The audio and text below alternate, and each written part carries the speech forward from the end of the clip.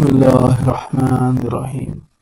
السلام علیکم ناظرین، آپ کو پاکستان کے بنیادی قوانین کے اس چینل میں خوش آمدید۔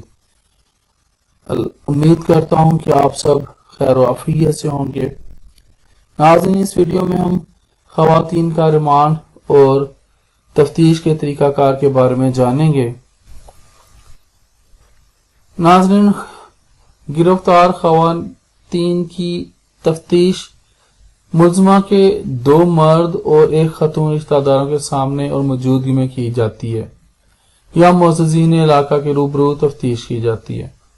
خواتین کی گرفتاری کے بارے میں اسپیشل رپورٹ سرخ لفافہ میں افسران بالا کو بھجوائی جاتی ہے۔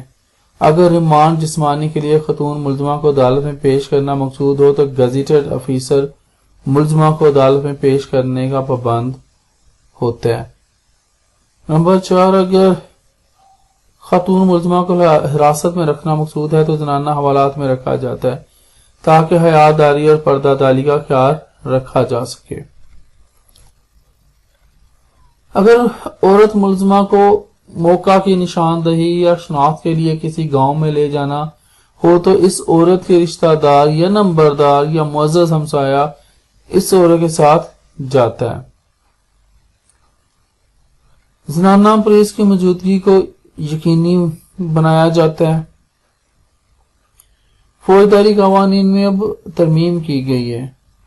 دفعہ B 156 جو کرمنل پروسیجر کوڈ کی ہے، اس کے تحت عورت ملزمہ اسلامک لا میں سپرنٹینڈنٹ آف پولیس تفتیش کے مقدمہ کرنے کا مجاز ہوتا ہے، یعنی کہ جو ملزمہ نے جرم کیا ہوتا ہے اس کی جو تفتیش کی جاتی ہے اس میں اسلامک لا میں جو سپرنٹینڈنٹ آف پولیس ہوتا ہے، SP لیول جو ہوتا ہے، وہ تفتیش کرنے کا مجاز ہوتا ہے۔ اچھا ناظرین، اب تک کے لیے اتنا ہی، اجازت دیجیے، پھر انشاءاللہ اگلی ویڈیوز میں ملیں گے۔